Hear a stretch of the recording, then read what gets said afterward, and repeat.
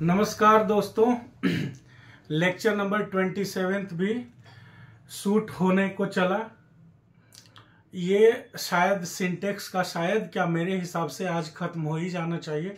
थोड़ा लंबा भी अगर जा रहा है 30 मिनट्स 35 मिनट्स तक भी जा रहा है तो हम लोग लेके चलेंगे। ये सिंटेक्स का आखिरी वीडियो होगा। जस्ट इससे पहले जो वीडियो आप देखे होंगे जो शूट हुआ उसमें हमने कुछ वैसे कंडीशंस लिखे थे जिनको आम तौर पे किताबों में आप पढ़ोगे या कहीं भी आप पढ़ते हैं, उनको कहा जाता है केस ऑफ अनफुलफिल्ड डिजायर्स या केस ऑफ इमेजिनेशन या अनरियल सिचुएशंस। इमेजिनेशन या अनरियल सिचुएशंस में हम लोगों ने क्या पढ़ा था कि अगर मैं मंत्री होता तो क्या होता, अगर मेरे पास पैसे होते तो क्या होता, अगर मैं राजा का बेटा होता तो क्या होता, अगर मैंने समय से अपना काम कर लिया होता तो क्या होता, अगर मैं थोड़ा और मेहनत किया होता तो क्या होता। इन सारी चीज़ों का हमने स्ट्रक्चर पढ़ा था और सेंटेंस लिखने का तरीका पढ़ा था।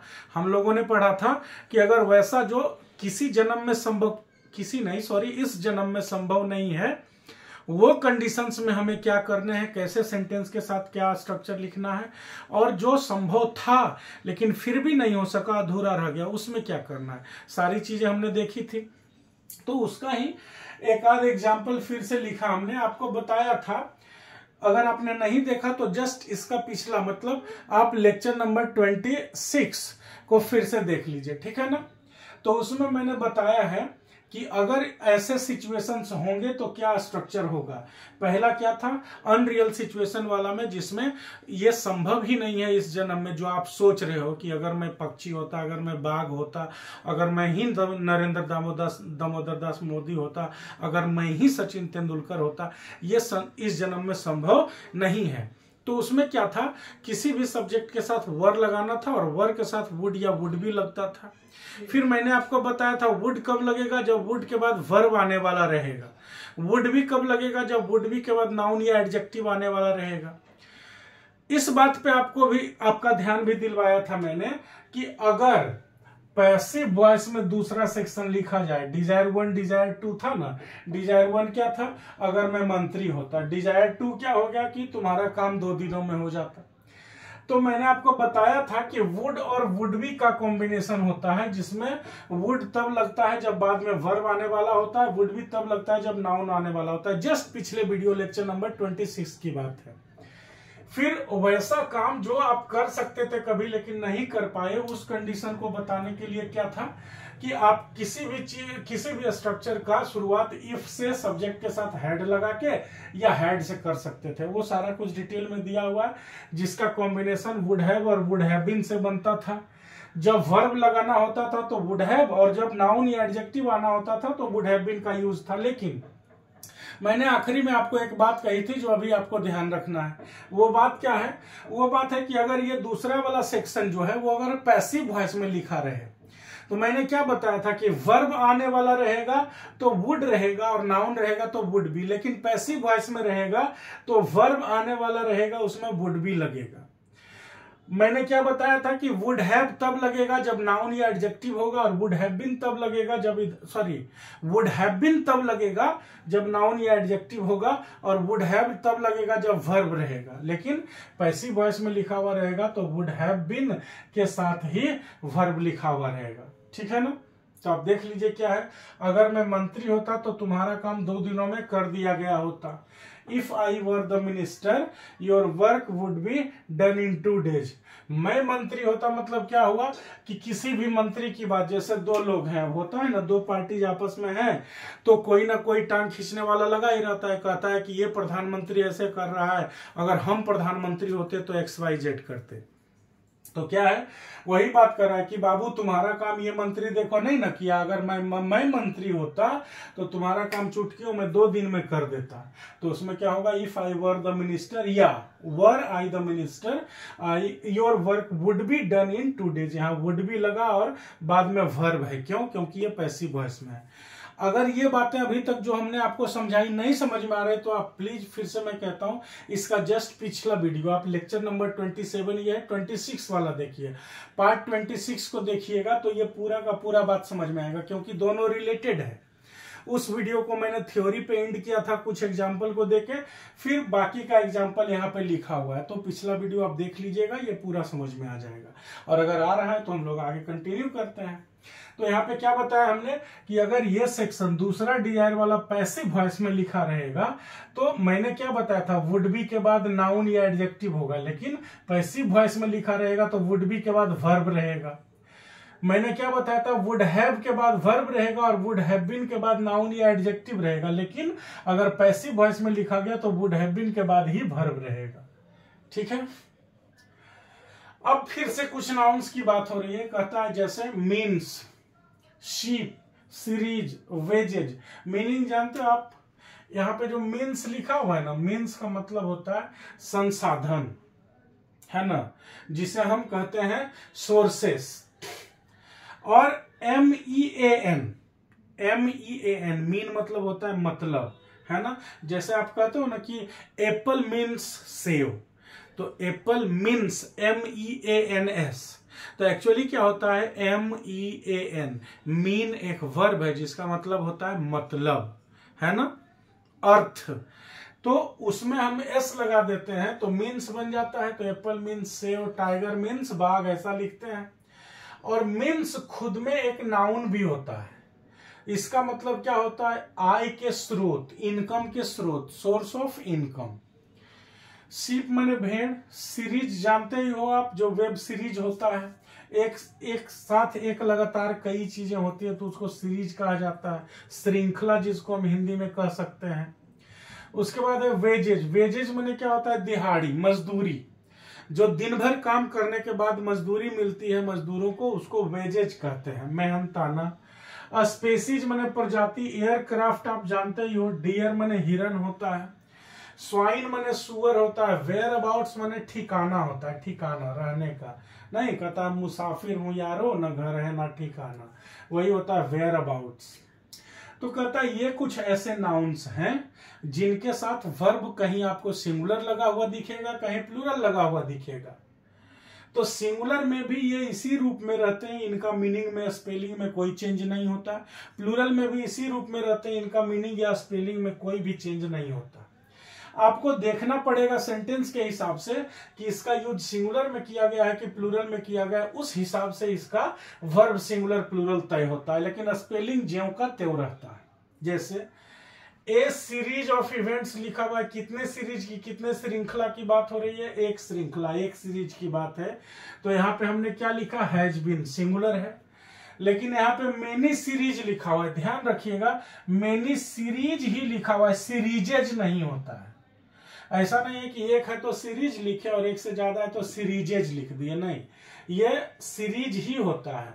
अगर मेनी है तो आप इसको देख के प्लूरल लगाइए, अगर ए है तो इसको देख के सिंगुलर लगाइए, लेकिन लिखा हुआ रहेगा सीरीज, सीरीजेज होता ही नहीं है। जैसा लिखा हुआ है, there are many web serieses on this platform, तो ये जो वेब सीरीजेज लिखा हुआ है ये गलत है। यहाँ पे क्या होना चाहिए, वेब सीरीज, वेब सीरीजेज होता ही नहीं है। मेनी रहेगा तो भी और एक रहेगा तो भी, तो यहाँ पे आर लिखा गया क्यों, क्योंकि मेनी वेब सीरीज की बात हो रही है।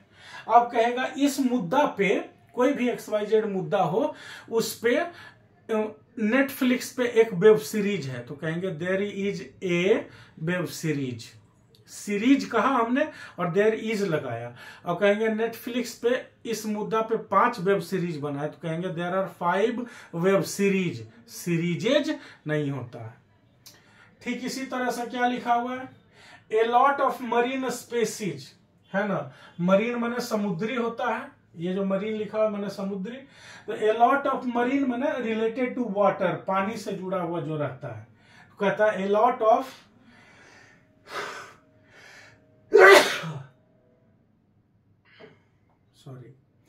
a lot of marine species have become extinct। extinct मतलब क्या होता है, विलुप्त, विलुप्त मतलब खत्म हो जाना, अब उनका अस्तित्व ही नहीं है, पूरा जड़ मूल खत्म हो गया, उनका DNA तक समाप्त हो गया। तो क्या है, ए लॉट ऑफ लिखा हुआ है। ए लॉट ऑफ माने क्या होगा, ढेर सारा। तो ढेर सारा समुद्री प्रजातियों का, समुद्री जीवों के प्रजातियों का बात कर रहा है। तो यहाँ पे हम लोग हैव लिखे हैं और यहाँ पे लिखा है दिस स्पेसीज। अब यहाँ पे देखिए ए लॉट ऑफ है तो भी स्पेसीज है, और दिस सिमिलर के लिए लगता है तो भी स्पेसीज लिखा हुआ है, स्पेसीजेज नहीं होता है। तो यहाँ पे दिस स्पेसीज ऑफ मंकीज, तब यहाँ पे हमने इज लगाया। क्यों, मंकीज को देख के वर्ब नहीं ना लगाएंगे, लगाएंगे दिस स्पेसीज को देख के। एटलीस्ट इतना तो अब तक क्लियर हो गया होगा। ये हम लोग का लास्ट लेक्चर चल रहा है सब्जेक्ट वर्ब एग्रीमेंट का। तो यहाँ पे भी स्पेसीज है, यहाँ इज लगा, यहाँ पे भी स्पेसीज है तो यहाँ पे हैव लगा। फिर देखिए railways, roadways and airways, are के साथ भी हमने क्या लिखा, मीन्स लिखा। और the best means of transportation is airway, यहां भी हमने मीन्स लिखा। तो मीन्स माने क्या होता है, संसाधन। मीन्स माने क्या होता है, स्रोत। खास करके किसी रास्ते, तरीका की जब बात की जाती है कि इनकम का तरीका क्या है, यहां से वहां जाने का तरीका है, इसको सॉल्व करने का क्या तरीका है, तो जिसको मेथड आप बोलते हैं ना, मेथड।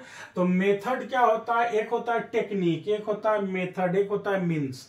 टेक्निक क्या है, टेक्निक माने वो हुआ जिसमें कुछ टेक्निकलिटी हो, कुछ दिमाग लग रहा हो अलग तरीके से, तो उसका टेक्निक होता है। मेथड क्या होता है, जो आम तौर पे उस किसी एक XYZ काम को करने के लिए फॉलो किया जाता है कि इसका क्या मेथड है। और मीन्स क्या होता है, जो हम यूज करते हैं। जैसे ट्रांसपोर्टेशन के मीन्स, संसाधन, साधन, स्रोत क्या है, तो कार है, जीप है, ट्रेन है, प्लेन है, ठीक है ना। तुम्हारे इनकम के मीन्स क्या है, तुम्हारी नौकरी है, तुम्हारा बिजनेस है, क्या है, ठीक। तो यहाँ पे 2-3 की बात हो रही है फिर भी मीन्स लिखा हुआ है, यहाँ पे 1 की बात हो रही है फिर भी मीन्स लिखा हुआ है।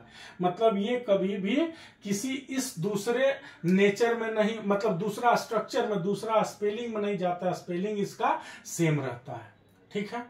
लेकिन कुछ ऐसे अभी और एग्जाम्पल्स में अगले स्लाइड में अभी लिखने जा रहा हूं, कुछ एग्जाम्पल्स के साथ आपको अलर्ट रहना पड़ता है, क्योंकि कुछ कुछ का अलग शब्द भी होता है।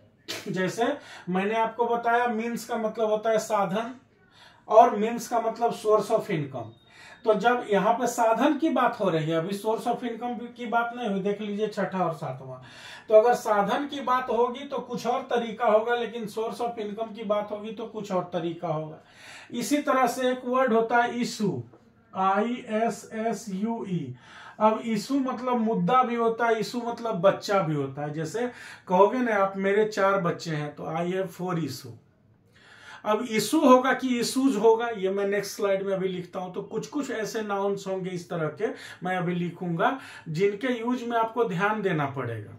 और इसके साथ साथ और भी कुछ है जो नाउन चैप्टर हम लोग जो पढ़ चुके हैं। आप प्ले लिस्ट में जाओगे तो उसमें नाउन का पूरा वीडियो मिल जाएगा आपको। नाउन चैप्टर 3 में था शायद, में नहीं, चैप्टर 2 में था मेरे हिसाब से। तो आप प्ले लिस्ट में जाना, मेरा जो यूट्यूब चैनल है आप जान ही रहे हैं, easy English by Avinash Shankar. तो उसमें जाएंगे प्ले लिस्ट में, तो जो नाउन है उसमें इस तरह के और भी होंगे, ठीक है। तो उससे और भी ज्यादा इंफॉर्मेशन आप ले सकते हैं। जैसे उसमें क्वार्टर्स होगा, हेड क्वार्टर्स होगा, ये सब वगैरह भी होता है। तो उसको अगर आप देखेंगे सॉरी, तो यहाँ पे जब आप देखोगे, मैं अगले स्लाइड में अभी आपको दिखाऊंगा कि जब मैं एग्जाम्पल्स लिखूंगा तो कुछ कुछ नाउन्स होते हैं, उस पर ध्यान रखना होगा। जैसे नाउन वाले चैप्टर में आप देखोगे तो थोड़ा और एग्जाम्पल दिया हुआ है। क्वार्टर, हेड क्वार्टर्स, जो अभी हमने आपको कहा कि हम लोग अक्सर क्या कह देते हैं कि मैं रेलवे क्वार्टर में रहता हूँ। क्वार्टर नहीं होता है, क्वार्टर्स होता है। एक फ्लैट है, एक घर है तो भी क्वार्टर्स बोलेंगे, और एक से ज्यादा है तो भी क्वार्टर्स बोलेंगे। बैरक्स होता है, जो छावनी होती है फौजियों की, सिपाहियों की, तो बैरक्स होता है, बैरक नहीं होता है। हेड क्वार्टर्स होता है, मुख्यालय जिसको कहते हैं, हेड क्वार्टर नहीं होता है। तो उन सब पे ध्यान देना होता है। तो नेक्स्ट स्लाइड में ये आप समझ गए होंगे एग्जाम्पल की क्या कहना चाह रहा है, कि ये जो नाउन्स हैं इनका स्पेलिंग कभी भी सीप्स नहीं होता। एक भेड़ का बात करेंगे तो भी सीप, 1000 का बात करेंगे तो भी सीप। यहाँ पे डियर मतलब हिरन होता है, एक हिरन का बात करेंगे तो भी डियर, और 1000 हिरन का बात करेंगे तो भी डियर। कभी भी डियर्स और शीप्स नहीं होता। ये ऐसे नाउन है जो इसी स्पेलिंग में रहते हैं, सिंगुलर रहे चाहे प्लूरल। आपको सेंटेंस देख के पढ़ना समझना होगा कि एक की बात हो रही है कि एक से ज्यादा की बात हो रही है, और उस हिसाब से आपको वर्ब तय करना होगा, सिंगुलर या प्लूरल। तो नेक्स्ट स्लाइड को तैयार करते हैं। इन्हीं एग्जाम्पल्स की मैं बात कर रहा था। आप देखो एक है मीन्स और दूसरा है वेजेज। जो हमने पिछले स्लाइड में नाउन्स लिखे उनमें खास करके इन दोनों पे। तीसरा मैंने आपको बताया था इशू या इशूज का, वो भी मैं आपके सामने अभी डिस्कस करूंगा। इशू का मतलब होता है मुद्दा, है ना, मैटर, है ना, मुद्दा जिसे कहते हैं मैटर, कोई बात होती है। और इशू का एक और मतलब होता है, इशू का मतलब होता है बच्चा, बच्चा जिसे चाइल्ड नहीं कहना है, संतान। पूछता है ना आपके कितने बच्चे हैं, तो अगर संतान की बात हो, संतान की बात हो तो इस स्थिति में एक या एक से ज्यादा भी हो तो इशू ही लिखते हैं, इशू ही लिखते हैं। ठीक है, लिखते हैं। और इसमें क्या है, एक मुद्दा है, एक मुद्दा है तो इशू, और एक से ज्यादा है और एक से ज्यादा है तो इशूज लिखते हैं,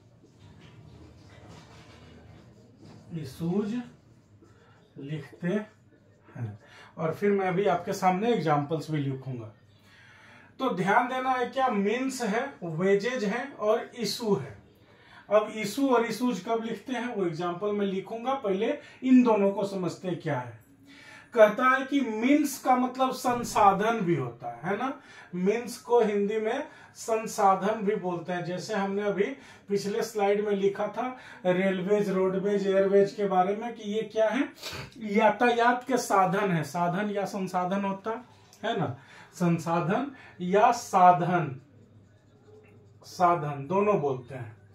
तो जब हम मीन्स शब्द का यूज करके साधन की बात कहें कि आने जाने का ये साधन है, किसी भी काम को पूरा करने का ये साधन हमारे पास है, तो वहां पे जो मीन्स लिखाता है वो सिंगुलर होता है।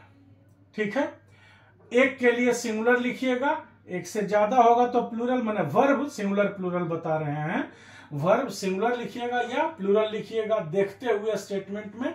जैसे मैंने पिछले स्लाइड में आपको रेलवे, रोडवेज लिखा, और हमेशा मीन्स ही लिखा जाता है, मीन्सेस कभी भी लिखा नहीं जाता है।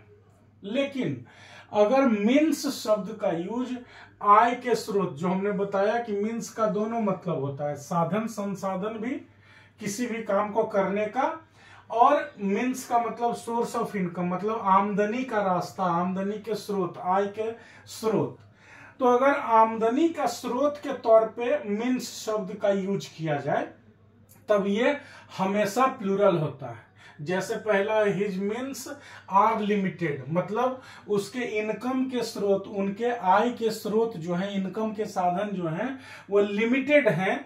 तो यहाँ पे मीन्स इनकम के लिए है, क्यों लिखा हुआ है देयरफॉर ही स्पेंड्स वाइजली, इसलिए वो होशियारी से खर्चा करता है। मतलब उसके पास आमदनी का लिमिटेड रास्ता है, लिमिटेड सोर्स है, इसलिए वो होशियारी से खर्च करता है, जैसे तैसे खर्च नहीं करता है। एक्स्ट्रावेजेंट नहीं है, एक्स्ट्रावेजेंट या एक्स्ट्रावेगेंट बोलते हैं उसको, क्या कहते हैं, जरूरत से ज्यादा खर्चीला जो होता है। तो यहाँ पे मीन्स के साथ क्या लिखा गया, आर लिखा गया। फिर लिखा हुआ है Mohan's means are not enough. ध्यान रखिएगा किस बात का, मीन्सेस होता नहीं है। और अगर साधन संसाधन की बात करें तो सिंगुलर के साथ सिंगुलर, प्लूरल के साथ प्लूरल वर्ब लगेगा। लेकिन जब सोर्स ऑफ इनकम की बात हो रही हो तब इसके साथ हमेशा प्लूरल वर्ब ही लगेगा, ये हमेशा प्लूरल ही नेचर में होता है। जैसे लिखा है his means are limited therefore he spends wisely, उसके आमदनी के स्रोत लिमिटेड हैं, निश्चित हैं, सीमित हैं, इसलिए वह होशियारी से खर्च करता है। दूसरा क्या है, Mohan's means are not enough to support him for higher education.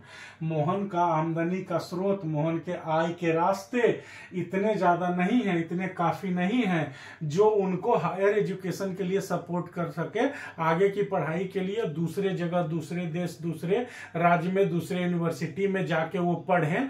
इसका सपोर्ट उसका जो आमदनी का स्रोत है, मतलब मान लीजिए 10,000 है, कहेंगे कहीं से उसको 10,000 आता है, तो उसका आमदनी का स्रोत इतना ज्यादा नहीं है कि वो हायर एजुकेशन करे, उच्च शिक्षा जाके ले। तो यहाँ पे जो है आमदनी का स्रोत के लिए मीन्स शब्द का इस्तेमाल किया गया है, इसलिए ये क्या होगा, हमेशा प्लूरल होगा, आर लगा उसके साथ।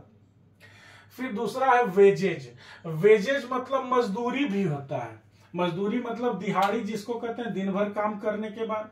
और वेजेज का मतलब परिणाम या इनाम भी होता है। तो जब वेजेज का मतलब परिणाम या इनाम होगा, लिखा हुआ देखिए, जब वेजेज का मतलब परिणाम होगा, जो सेंटेंस हम लिखेंगे उसमें इनाम या परिणाम का भाव हो, तो ये हमेशा सिंगुलर होता है। लिखाता क्या है, देखिए वेजेज, वेज नहीं लिखिएगा, WAGE, वेज नहीं, वेजेज ही लिखाता है। लेकिन इसका अर्थ जब होता है परिणाम या इनाम, किसी भी चीज का रिजल्ट, इनाम है ना, तो अवार्ड जो मिलता है उसको किसी काम को करने के बदले, तो जब अवार्ड होगा, इनाम होगा, रिजल्ट होगा वेजेस का मतलब, तब होगा सिंगुलर। और वेजेस का मतलब जहां मजदूरी होगा, दिहाड़ी होगा, तब होगा प्लूरल। जैसे लिखा हुआ है, wages of sin is death, मतलब पाप का परिणाम, गलत काम करने का, सिन मतलब पाप होता है, तो हुआ पाप का परिणाम मौत होता है, गलत काम का परिणाम मौत होता है। तो यहाँ पे इज लगा, क्यों, क्योंकि यहाँ पे वेजेज सिंगुलर है। किसकी बात कर रहा है, इनाम या परिणाम का बात, माने पाप कीजिएगा तो रिजल्ट में आपको मौत मिलेगी। फिर है wages of hard work is success, कठिन परिश्रम का इनाम क्या होता है, सफलता। सफलता क्या है, आपके कठिन परिश्रम के इनाम के रूप में आपको मिलता है। तो यहाँ भी जो वेजेस लिखा हुआ है ये सिंगुलर नेचर में है यहाँ पे, इसीलिए इसके साथ वर्ब लगा सिंगुलर। लेकिन लिखा हुआ है wages of this labourers are always paid on time, इन सारे मजदूरों का, अच्छा इस बात पे भी ध्यान दीजिएगा, देखिए ये स्पेलिंग है, लेबरर्स है।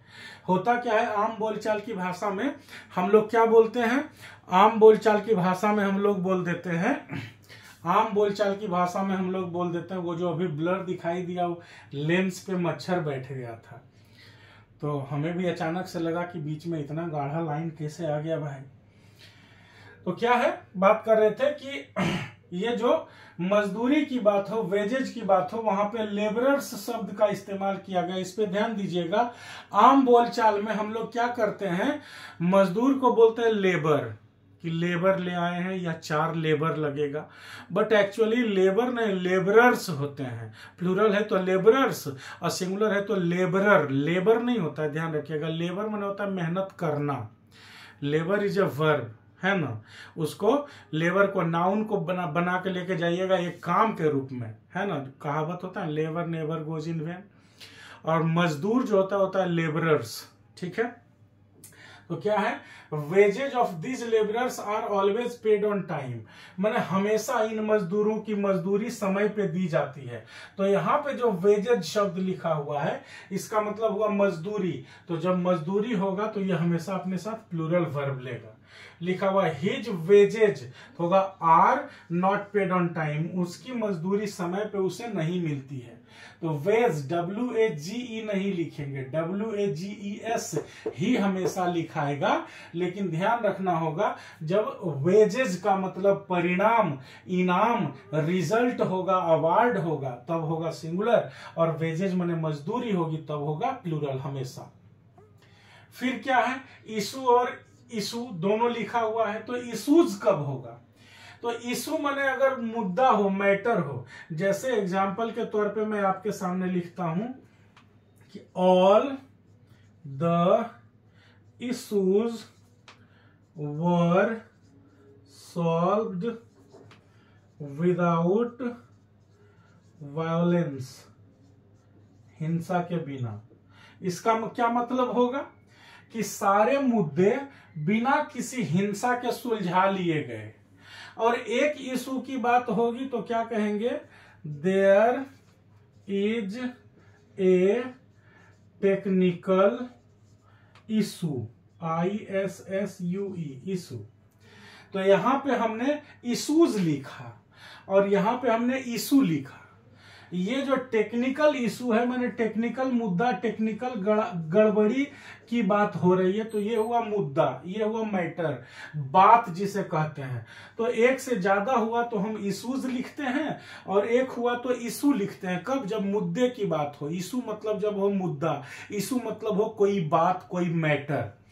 लेकिन इशू मतलब संतान भी होता है। जैसे आपको कहेगा कि आपके कितने बच्चे, अभी मैंने आपको बताया पिछले स्लाइड में कि कितने बच्चे हैं, तो मेरे पास नहीं, मेरे 4 बच्चे हैं। तो आई हैव 4 इशूज नहीं, आई हैव 4 इशू। और एक है तो भी आई हैव 1 इशू। ठीक है? कैसे?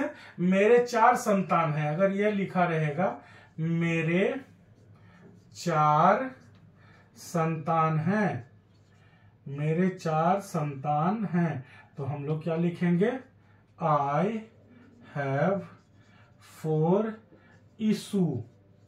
यहां पे अगर इशूज लिखेंगे तो गलत हो जाएगा। और एक संतान अगर 4 के जगह 1 रहेगा तो आई हैव 1, और इसमें भी लिखाएगा इशू। दोनों में किसी केस में इशूज नहीं लिखते हैं। क्लियर है? जब संतान की बात हो, जब बच्चे की बात हो, है ना, तो मैंने वंश का, लड़का लड़की बेटा बेटी का बात हो, तब हम 1 रहे, 5 रहे, 10 रहे, 20 रहे, हमेशा इशू लिखते हैं, इशूज नहीं लिखते हैं। और जब मुद्दे की बात हो तो उसमें 1 रहेगा तो इशू और 1 से ज्यादा रहेगा तो इशूज लिखते हैं। ठीक है ना? आई होप ये पूरा बोर्ड क्लियर होगा आपका। तो मेरे हिसाब से सब्जेक्ट वर्ब एग्रीमेंट यहां खत्म होता है। सिंटेक्स सब्जेक्ट वर्ब एग्रीमेंट जो हम लोग पढ़ते आए हैं अभी तक में, 27वां लेक्चर ये चला गया, तो ये यहाँ खत्म होता है। फिर भी आपको अगर कहीं से किसी भी जगह से पढ़ के क्वेश्चन बना के, या मेरे ही क्वेश्चंस को आप बनाते हैं, बनाना चाहिए आपको। 300 क्वेश्चंस हैं विथ एक्सप्लेनेशन आंसर के साथ, आप बनाइए। कहीं भी कोई भी पीडीएफ में, चाहे थ्योरी वाला पीडीएफ हो, चाहे क्वेश्चन पेपर हो, उसका आंसर में, क्वेश्चन में कुछ भी मिसप्रिंट वगैरह है आपको दिख रहा है तो प्लीज बताइए, हमें सुधारने में मदद मिलेगी। ऐसे मैं खुद ही दिन रात लगा हुआ हूँ कि सारा कुछ एरर फ्री हो जाए, तब एक बुक फॉर्मेट में मार्केट में लाया जाए। आपको जो लिंक दिया जा रहा है, जब मैं करेक्शन करता हूं तो फिर वहां से लिंक भी चेंज करता हूं ताकि आपके पास भी सटीक चीज पहुंचे। ठीक है ना? तो सब्जेक्ट वर्ब एग्रीमेंट का क्वेश्चन वाला पीडीएफ डाउनलोड कीजिए, क्वेश्चंस विथ आंसर्स जो हैं, और क्वेश्चन बनाइए। कुछ भी दिक्कत होता है आप कमेंट बॉक्स में डालिए उसको, मैं उसको आंसर करूंगा। ठीक है ना? Okay, all the best, thank you.